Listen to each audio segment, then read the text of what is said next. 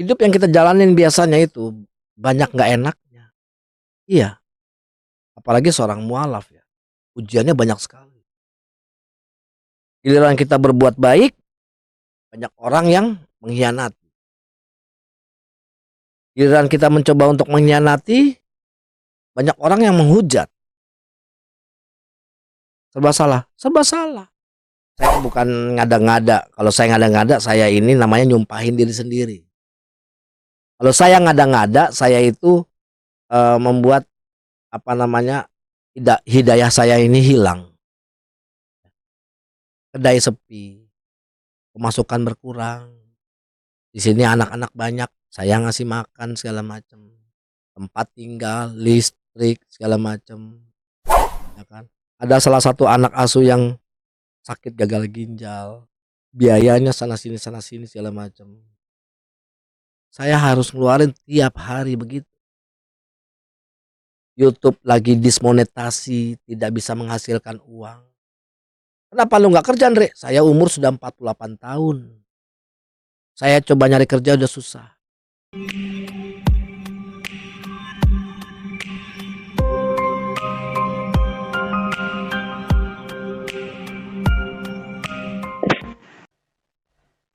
Assalamualaikum warahmatullahi wabarakatuh. Alhamdulillahirabbil alamin. Kembali lagi bersama saya dengan Andre Mualaf Prince di sini. Kiranya video-video saya menjadi bahan inspirasi juga bahan renungan buat saudara-saudara muslim semuanya. Assalamualaikum warahmatullahi wabarakatuh. Alhamdulillahirabbil alamin. Kembali lagi bersama saya dengan Andre di sini. Kiranya video-video saya menjadi bahan pencerahan dan bahan renungan buat teman-teman muslim semuanya. Eh Sebelumnya saya ingin memberitahukan bahwa saya itu sudah jarang sekali, mungkin jarang-jarang sekali saya upload video atau live streaming YouTube, ya dikarenakan banyak hal yang mesti saya kerjakan. Dan lagi pula ada juga anak asuh yang kena gagal ginjal, ya. Jadi akhirnya saya lebih cenderung sibuk ke situ. Eee, Kita langsung aja lah ya, seperti judul yang saya buat, ya, ini fakta bahwa selama 4 tahun saya mualaf, saya baru sadar Allah itu nggak ada. Nah, biasanya ini konten langsung motong di sini. Tuh, mualaf Prince mengatakan Allah itu tidak ada. Pasti begitu. Padahal yang saya maksudkan adalah Allah itu tidak ada duanya, tidak ada bandingnya, dan Allah itu tidak ada wujudnya. Betul, ya kan? Allah itu goib, betul. Jadi itu yang saya maksud. Tapi semuanya ada penjelasannya. Kenapa saya katakan seperti itu? Ya. Kenapa saya katakan Allah itu eh, tidak ada bandingnya? Siapa yang mau membandingkan? Kita dikasih ujian sama Allah. Kira-kira ujian itu kita sanggup nggak ya? Kita bisa nggak ya selama saya mualaf? Saya eh, merasakan ada apa ya? Ada kuasa Allah ya, ada kuasa Allah. Yang dimana sampai saat ini saya itu bertahan. Sampai saat ini kami yang ada di sini semuanya itu bertahan.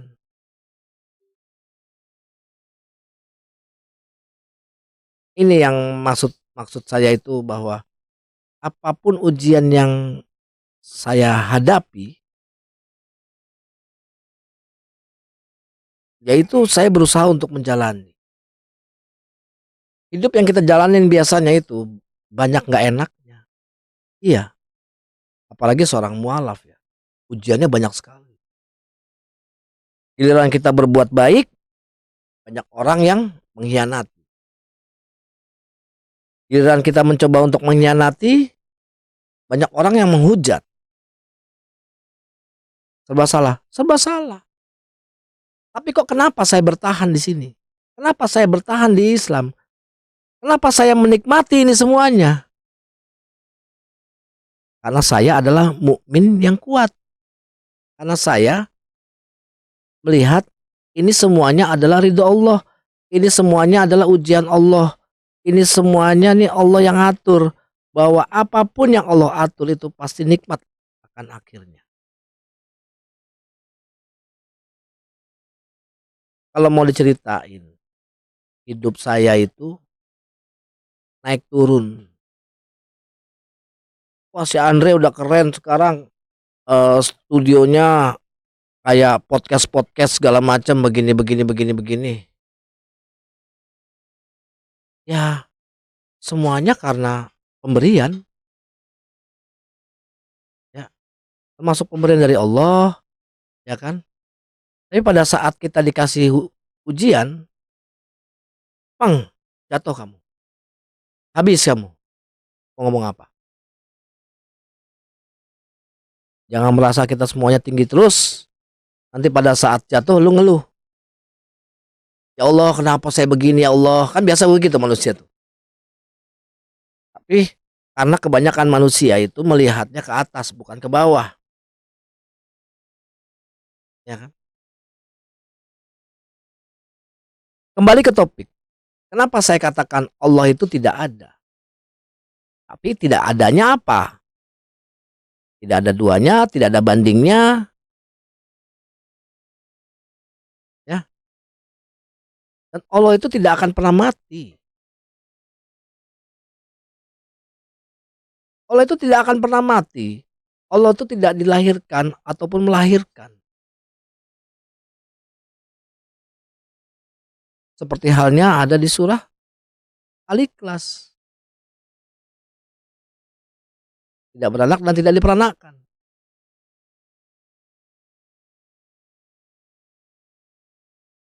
Allah itu kuasa Allah itu melebihi dari segalanya. Kalau orang mengatakan, Re, Allah lu tuh nggak ada, Re. Coba di mana, Re, Allah lu? Buktikan." Ada yang bicara kayak gitu. Saya balikin, kalau Tuhanmu ada? Ada. Dan dia pada saat itu berada di sekitar kita. Dan wujudnya ada. Bentuknya ada. Oh iya? Iya. Dulu saya meyakini itu. Dan saya balik tanya lagi. Kira-kira Allah itu bisa mati nggak ya? Walaupun sedetik pun Allah bisa mati nggak ya? Oh nggak bisa. Lah buktinya. Makanya saya lontarkan pertanyaan ke dia. Hebat mana iblis sama manusia?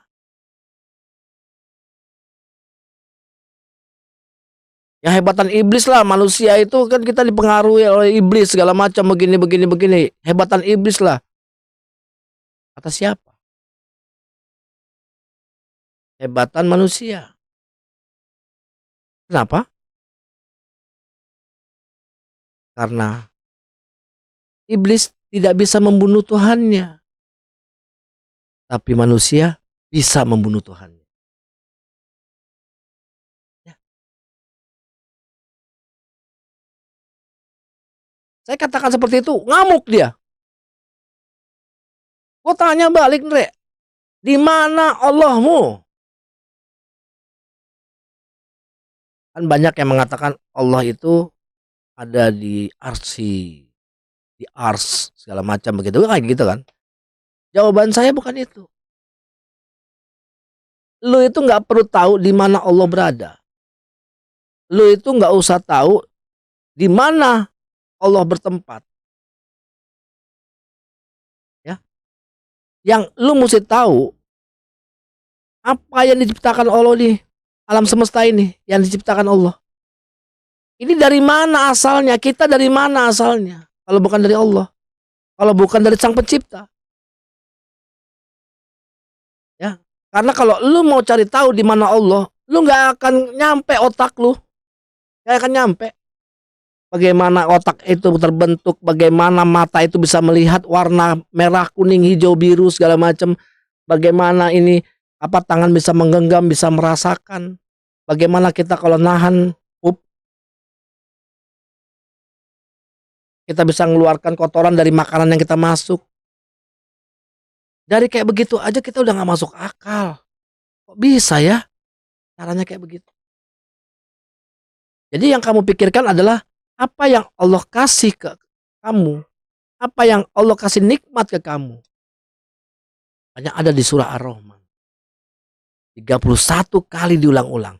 Fabi ai ala'i rabbikuma tukadziban. Nikmat Tuhan manakah yang kau dustakan? Karena Allah selalu memberikan nikmat, nikmat dan nikmat, tapi kau ini nggak pernah bersyukur. Disitulah kenapa saya mualaf. Ada perbedaan-perbedaan yang apa yang dibandingkan dengan Muslim. Muslim mengingatkan apa kebesaran Allah. Kebesaran Allah tuh kayak gimana? Ya nikmat yang diberikan sama lu itu, lu merasa nikmat tapi lu lupa segalanya, itu manusiawi. Itu manusia, bukan manusiawi, maksudnya itu manusia. Lu lupa pada saat lu dikasih jatuh segala macam, lu aduh kok begini ya hidup gua, kok begini ya hidup gua.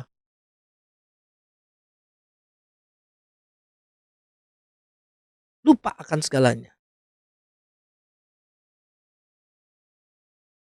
Saya kasih contoh, saya ini lagi mengalami eh, ekonomi yang sedang jatuh. Saya bukan ngada-ngada. Kalau saya ngada-ngada, saya ini namanya nyumpahin diri sendiri. Kalau saya ngada-ngada, saya itu membuat apa namanya hidayah saya ini hilang. Kedai sepi, pemasukan berkurang. Di sini anak-anak banyak, saya ngasih makan segala macam, tempat tinggal, listrik segala macam, ya kan. Ada salah satu anak asuh yang sakit gagal ginjal, biayanya sana sini segala macam. Saya harus ngeluarin tiap hari begitu. YouTube lagi dismonetasi, tidak bisa menghasilkan uang. Kenapa lu nggak kerja, Andre? Saya umur sudah 48 tahun. Saya coba nyari kerja udah susah. Saya bikin ini itu masih belum ini. Namanya apa? Kita berusaha tapi Allah memang belum mengizinkan, ya saya jalani. Karena apa? Setiap saya sholat, setiap saya berdoa, saya katakan kepada Allah, ya Allah, apapun yang terjadi untuk esok hari itu adalah rencanamu. Karena rencanamu tidak pernah gagal, ya Allah.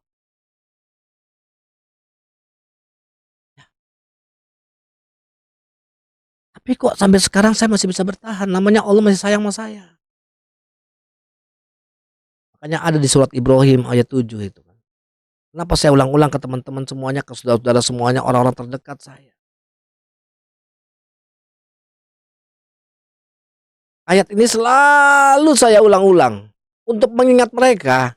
Untuk mengingat mereka, apa maksudnya? Ya.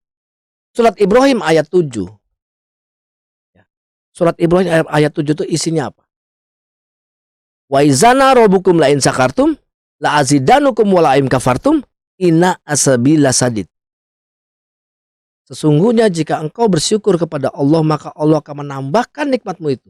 Tapi jika engkau tidak bersyukur atau mengingkarinya, maka azab Allah itu lebih pedih. Simpel kan? Bersyukur sama Allah. Apapun yang terjadi, bersyukur sama Allah.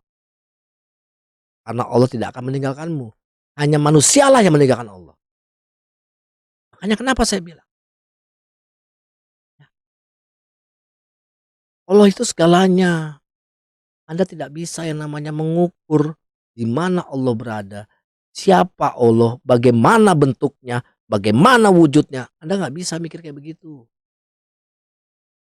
Anda nanya kayak begitu, ya kan?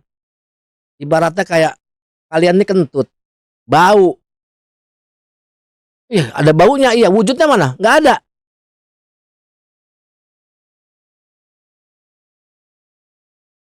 Anda dicubit, sakit. Sakit ya? Iya, rasa sakit ada ya? Iya, wujudnya kayak gimana? Nggak ada. Udara, dingin, angin. Ada nggak rasanya? Ada. Wujudnya? Nggak ada. Seperti halnya Allah. Kita rasakan kehadiran Allah. Kita rasakan nikmat yang diberikan sama Allah. Kita menikmati apa yang kita dapatkan. Banyak sekali orang-orang yang cacat, orang-orang yang kekurangan segala macam, ini itu, mereka pun bersyukur. Mereka menikmati hidupnya, tapi kalian yang sudah lengkap, cantik, ganteng, segala macam, semuanya ada, segala macam, masih ngeluh.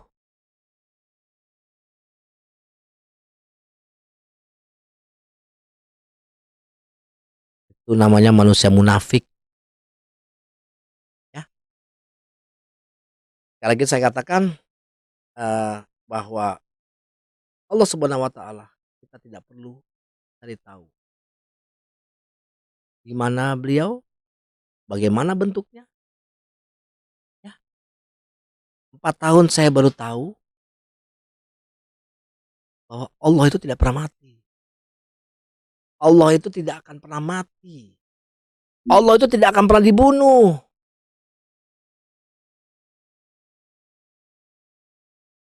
Bahkan ada kata-kata yang baru. Neraka itu tempat apa? Mungkin, dan dunia itu tempat apa? Orang-orang mengatakan neraka itu adalah tempat jahanam, tempat manusia disiksa Tuhan karena dosanya. Makanya begitu kan? Tempat manusia disiksa Tuhan. Terus kalau dunia, dunia itu buat ujian manusia begini-begini. Salah saya bilang. Dunia itu tempat manusia menyiksa Tuhan. Karena ceritanya seperti itu. Cerita yang nggak masuk akal, cerita yang no make sense buat saya. Ya, maka itu kenapa saya mualaf. Saya katakan, ini buat orang-orang yang ingin murtad, berpikir, berpikir secara jernih, berpikir secara gimana sih, apa perbedaannya antara ajaran Islam dengan ajaran Kristen. Saya nggak ngomongin orang Kristen, saya ngomongin khusus untuk orang Islam yang pengen murtad. Mikir, supaya tahu situasi dan kondisinya. Oke? Terima kasih, mohon undur diri. Semoga ini menjadi bahan pencerahan, juga bahan renungan buat teman-teman muslim semuanya. Oke? Terima kasih. Wassalamualaikum warahmatullahi wabarakatuh.